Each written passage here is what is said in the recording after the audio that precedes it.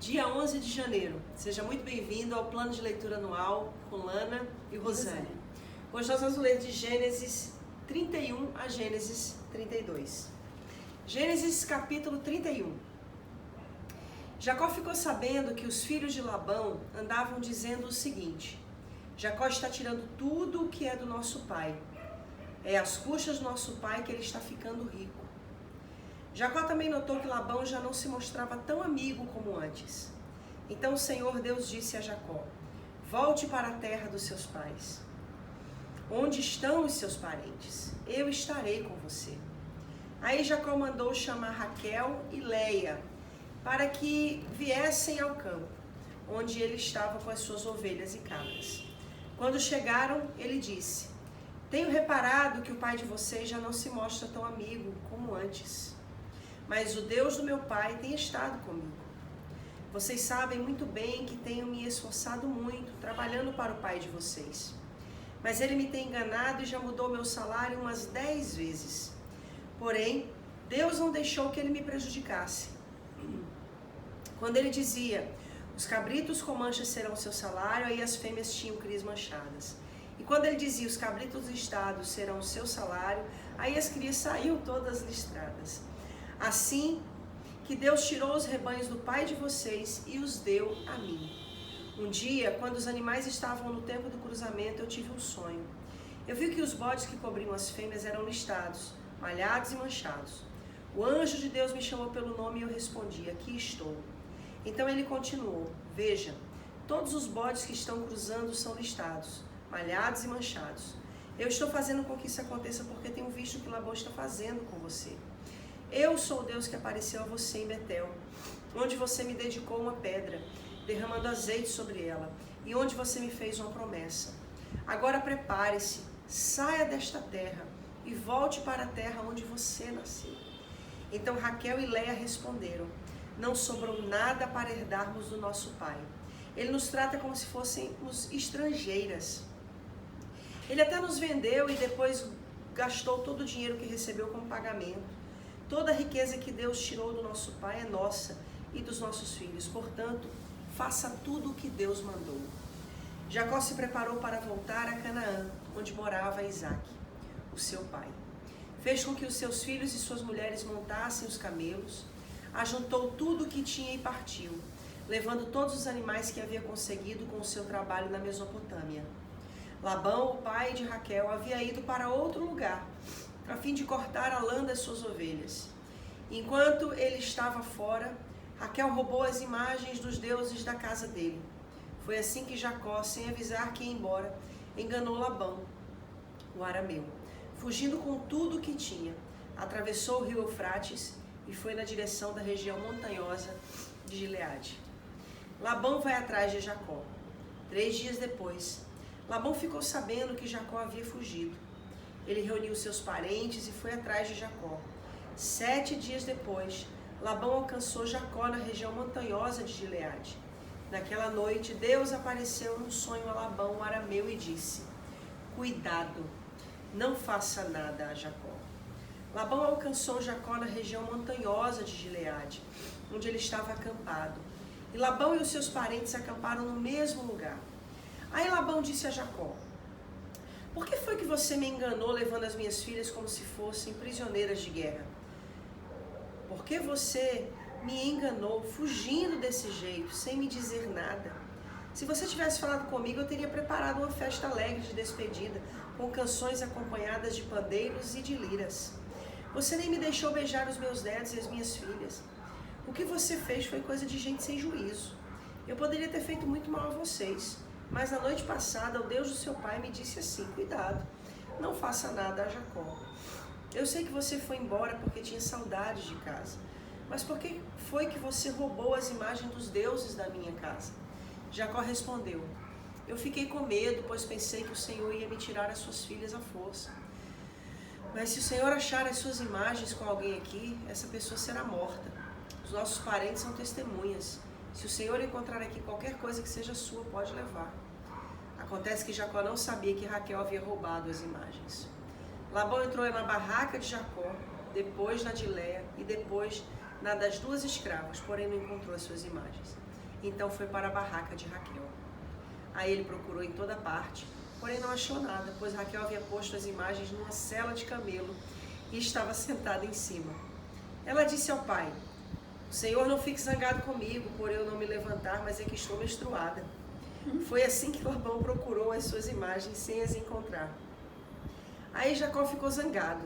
Ele disse a Labão: o que foi que eu fiz de errado? Qual foi a lei que eu quebrei para o Senhor me perseguir com tanta raiva? Agora que mexeu em todas as minhas coisas, será que encontrou algum objeto que são seus? Pois ponha esses objetos aqui na frente dos meus parentes e dos seus, para que eles julguem qual de nós dois está com a razão. Durante os 20 anos que trabalhei para o Senhor, as suas ovelhas e as suas cabras nunca tiveram abortos, e eu nunca comi um só carneiro do seu rebanho. Nunca lhe trouxe os animais que as feras mataram, mas eu mesmo pagava o prejuízo. O Senhor me cobrava qualquer animal que fosse roubado, de dia ou de noite. A minha vida era assim. De dia o calor me castigava e de noite eu morria de frio. E quantas noites eu passei sem dormir. Fiquei 20 anos na sua casa.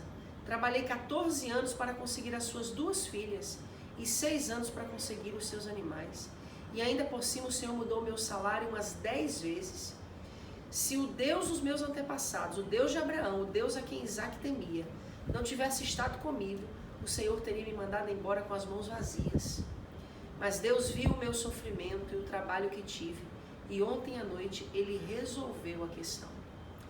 Jacó e Labão fazem um trato. Labão respondeu a Jacó assim: estas filhas são minhas, os netos são meus, estes animais são meus, e tudo que você está vendo é meu. Agora, como não posso fazer nada para ficar com as minhas filhas e com os filhos que elas tiveram, estou disposta a fazer um trato com você. Vamos fazer aqui um montão de pedras para que lembremos desse trato. Então Jacó pegou uma pedra e a pôs de pé como se fosse um pilar. Depois disse aos seus parentes que a juntassem e amontoassem pedras. Eles fizeram um montão de pedras e depois tomaram uma refeição ali do lado dele. Labão pôs naquele lugar o nome de Jegar-Saaduta e Jacó o chamou de Galeede. Depois Labão disse: este montão de pedras servirá para que nós dois lembremos desse trato. Foi por isso que aquele lugar recebeu o nome de Galaede.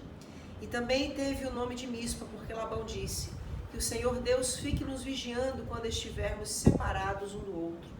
Se você maltratar as minhas filhas ou se você casar com outras mulheres, mesmo que eu não saiba o que está acontecendo, lembre que Deus está nos vigiando. Aqui estão as pedras e o pilar que coloquei entre nós dois. O montão de pedras e o pilar são para lembrarmos desse trato. Eu nunca passarei para lá deste pilar para atacá-lo, e você não passará para cá deste montão de pedras e deste pilar para me atacar. O Deus de Abraão e o Deus de Naor será juiz entre nós. Então Jacó fez um juramento em nome do Deus a quem Isaac, o seu pai, temia. Ele ofereceu um animal em sacrifício ali na montanha e convidou seus parentes para uma refeição. Naquela noite eles comeram e dormiram ali na montanha. Na manhã seguinte Labão se levantou bem cedo, beijou as suas filhas e os seus netos e os abençoou. E depois foi embora, voltando para a sua terra. Gênesis 32. Jacó estava continuando a sua viagem quando alguns anjos de Deus foram encontrar-se com ele. Quando Jacó os viu, disse: esse é o acampamento de Deus. Por isso pôs naquele lugar o nome de Manaim. Jacó mandou mensageiros para a região de Seir, também chamada de Edom, a fim de se encontrarem com Esaú. Eles deram esta mensagem: eu, Jacó, estou às suas ordens para servi-lo. Durante todo esse tempo morei com Labão. Tenho gado, jumentos, ovelhas, cabras, escravos e escravas. Estou mandando esse recado ao Senhor, esperando ser bem recebido. Os mensageiros voltaram e disseram: estivemos com Esaú, o seu irmão. Ele já vem vindo para se encontrar com o Senhor e vem com 400 homens. Quando Jacó ouviu isso, teve muito medo e ficou preocupado. Então dividiu em 2 grupos a gente que estava com ele e também as ovelhas, as cabras, o gado e os camelos. Ele pensou que se Esaú viesse e atacasse um grupo, o outro poderia escapar. Depois Jacó fez esta oração: Ouve-me, ó Senhor, Deus do meu avô Abraão e de Isaque, o meu pai. Tu me mandastes voltar para a minha terra e para os meus parentes, prometendo que tudo correria bem para mim.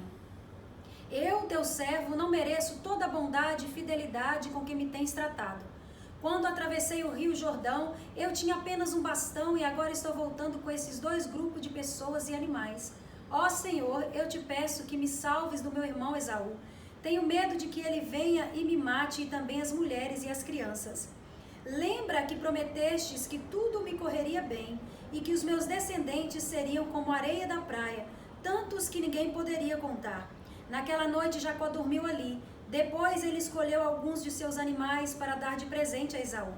Escolheu 200 cabras e 20 bodes, 200 ovelhas e 20 carneiros, 30 camelos com as suas crias, que ainda mamavam, 40 vacas e 10 touros, e 20 jumentos e 10 jumentos.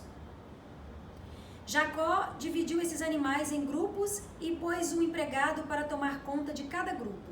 E deu esta ordem: vocês vão na frente, deixando um espaço entre os grupos. Jacó disse ao primeiro empregado: quando meu irmão Esaú se encontrar com você, ele vai perguntar: quem é o seu patrão? Aonde você vai? E de quem são esses animais que você vai levando? Então responda assim: esses animais são do seu criado Jacó. São um presente que ele está enviando ao seu patrão Esaú. E ele também vem vindo atrás.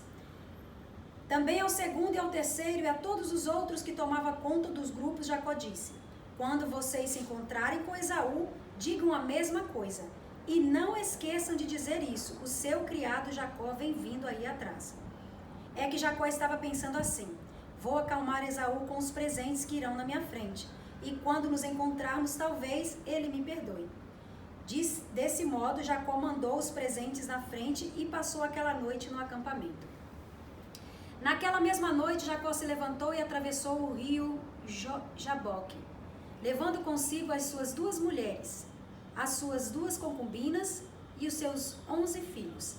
Depois que as pessoas passaram, Jacó fez com que também passasse tudo que era seu, mas ele ficou para trás sozinho. Aí veio um homem que lutou com ele até o dia amanhecer. Quando o homem viu que não podia vencer, deu um golpe na junta de Jacó, da coxa de Jacó, de modo que ele ficou fora do lugar, que ela ficou fora do lugar. Então o homem disse: solte-me, pois já está amanhecendo. Não solto enquanto o Senhor não me abençoar, respondeu Jacó. Aí o homem perguntou: como você se chama? Jacó, respondeu ele. Então o homem disse: o seu nome não será mais Jacó. Você lutou com Deus e com os homens e venceu. Por isso o seu nome será Israel. Agora diga-me o seu nome, pediu Jacó. O homem respondeu: por que você quer saber o meu nome? E ali ele abençoou Jacó. Então Jacó disse: eu vi Deus face a face, mas ainda estou vivo. Por isso ele pôs naquele lugar o nome de Peniel. O sol nasceu quando Jacó estava saindo de Peniel, e ele ia mancando por causa do golpe que havia levado na coxa. Até hoje os descendentes de Israel não comem o músculo que fica na junta da coxa, pois foi nesta parte do corpo que ele recebeu o golpe. Uau! O que nós vamos falar hoje? Fala desse encontro com Deus, que é maravilhoso, né? Por que eu tinha certeza que você fala sobre isso? É incrível encontrar-se com Deus, lutar com Deus, prevalecer, mudar o nome, tudo isso é tão... Sabe o que é mais fantástico nessa parte? É que a gente só vence quando a gente deixa-se ser derrotado.